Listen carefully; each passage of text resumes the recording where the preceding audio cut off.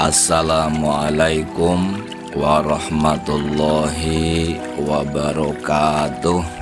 Bismillah, alhamdulillah, wassalatu wassalamu ala rasulillah sayyidina wa maulana Muhammad bin Abdullah sallallahu alaihi wasallam wa ala alihi wa sahbihi wa mawalah. Amma ba'du. Para pendengar, sobat Rama, kaum muslimin wal muslimat dimanapun Anda berada, mudah-mudahan kita semua senantiasa diberikan keberkahan oleh Allah Subhanahu wa Ta'ala. Allahumma amin. Para pendengar, di samping harus melakukan kewajiban-kewajiban, rukun-rukun puasa di bulan Ramadan, seorang muslim juga wajib menghindari hal-hal yang dapat membatalkannya agar puasanya tetap sah. Maka pada kesempatan kali ini mari kita belajar bersama mengenai hal-hal yang bisa membatalkan puasa, yang jumlahnya ada 8. Walau di keterangan lain mungkin ada perbedaan jumlah, akan tetapi secara substansi ini sama. Lalu apa saja yang membatalkan puasa? Yang pertama adalah memasukkan atau masuknya sesuatu ke dalam tubuh secara sengaja.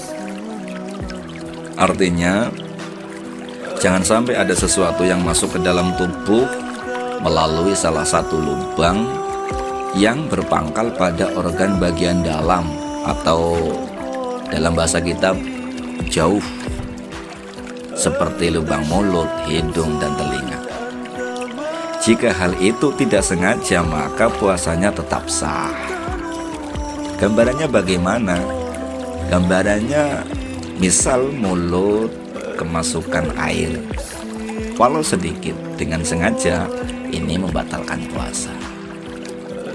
Maka ini sungguh dalam kita berpuasa harus berhati-hati, terutama dalam berwudu yang punya potensi air masuk ke dalam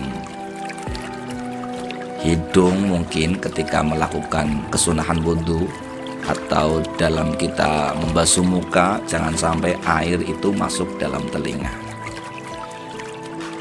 agar puasa kita tetap sah. Kemudian yang kedua, berobat dengan cara memasukkan obat atau benda melalui kubul, lubang bagian depan yang ada di bawah, atau dubur, lubang bagian belakang. Seperti halnya pengobatan bagi orang yang menderita ambeien atau orang yang sakit dengan pengobatan dengan cara memasang kateter urin apa itu. Maka ketika salah satu dua lubang belakang depan yang ada di bawah ini dimasuki sesuatu, maka membatalkan puasa. Tapi jangan sampai kemudian kita beranggapan kalau memasukkan obat yang kemudian membatalkan puasa adalah lewat jalur lubang depan dan belakang atau belakang, kemudian memasukkan obat lewat mulut itu tidak batal. Tidak. Itu kalau memasukkan obat lewat mulut sudah diterangkan di poin yang pertama. Masuk poin yang pertama, yakni batalnya puasa masuknya sesuatu ke dalam tubuh secara sengaja, seperti hanya lewat lubang mulut. Maka kesimpulannya, memasukkan obat lewat mulut, memasukkan obat lewat lubang bagian depan kubul, atau memasukkan obat lewat lubang bagian belakang dubur, ini membatalkan puasa. Yang ketiga, muntah disengaja. Muntah dengan disengaja, sehingga orang yang muntah karena tidak disengaja maka puasanya tidak batal selama tidak ada muntahan yang ditelan. Contohnya bagaimana muntah yang tidak disengaja? Ya, seseorang ujuk-ujuk muntah begitu saja, ini berarti tidak disengaja, maka puasanya sah-sah saja, karena memang tidak disengaja. Kemudian gambaran yang disengaja bagaimana? Ya mungkin dengan gambaran mulut dikorek-korek dengan jari sehingga muntah, atau dengan cara lain mengendus-ngendus apa yang sekiranya muntah, karbit misalnya diendus-endus agar muntah. Ini berarti melakukan atau menyengaja muntah, maka puasanya batal. Kemudian yang keempat, melakukan hubungan suami istri di siang hari saat berpuasa dengan sengaja. Lalu bagaimana kalau tidak sengaja? Kalau tidak sengaja ya sebagaimana orang yang sedang berpuasa kemudian lupa makan di siang hari, tidak batal. Kalau disengaja, maka hubungan suami istri di siang hari saat berpuasa ini batal puasanya. Dan pada poin 4 ini, tidak hanya membatalkan puasa, tetapi orang yang melakukannya juga dikenai dengan denda, terkena kafarah. Kafarahnya apa?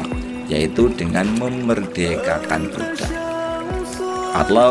atau melakukan puasa di luar Ramadan nanti selama 2 bulan berturut-turut. Masya Allah, ini sangat berat.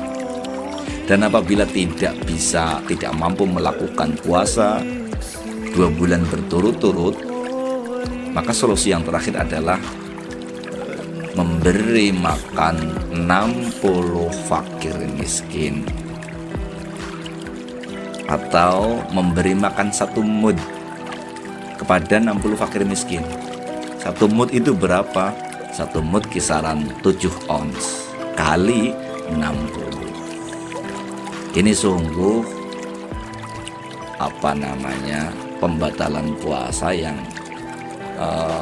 berat nanti ketika kita untuk melunasinya, karena tidak cukup dengan hutang 1 hari, dengan dilunasi 1 hari, tapi 1 hari karena batalnya disebabkan dengan hubungan suami istri ini harus dibayar dengan puasa selama 2 bulan berturut-turut.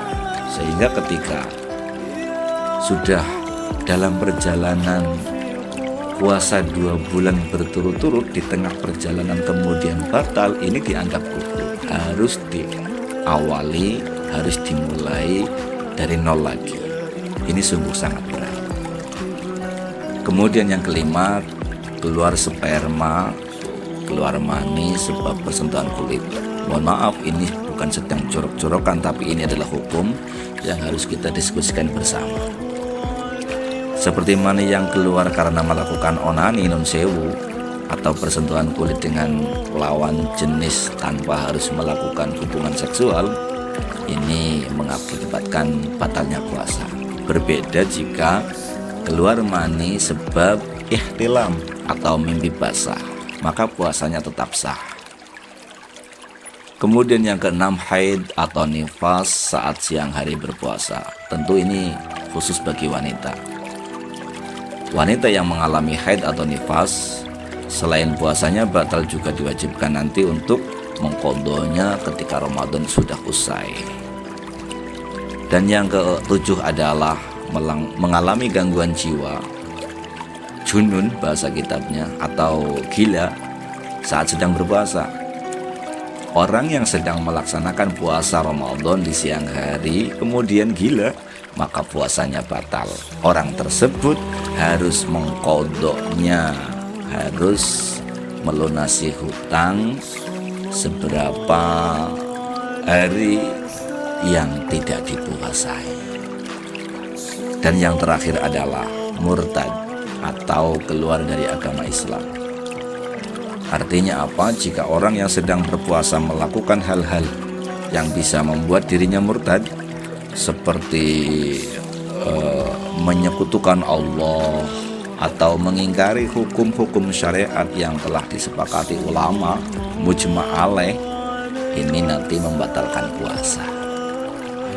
Maka pendengar yang dirahmati Allah Subhanahu wa Ta'ala, dalam berpuasa kita harus berhati-hati betul, jangan sampai melakukan salah satu dari 6 hal yang telah saya sampaikan, agar puasa kita tetap sah, agar lapar dahaga kita membuahkan hasil, tidak sia-sia. Kemudian harapan terbesar kita adalah puasa kita diterima oleh Allah Subhanahu wa Ta'ala. Kemudian puasa kita memberikan menjadikan kita sebagai muslim yang kembali fitrah. Selesai puasa, Ramadan usai, kita kembali kepada fitrah, orang yang bersih dari noda, orang yang bersih dari dosa. Amin, amin ya rabbal alamin. Kiranya hanya itu yang dapat saya sampaikan. Mohon maaf atas segala kekurangan dan kekhilafan, dan apabila ada pemaparan yang kurang pas, mohon dikoreksi.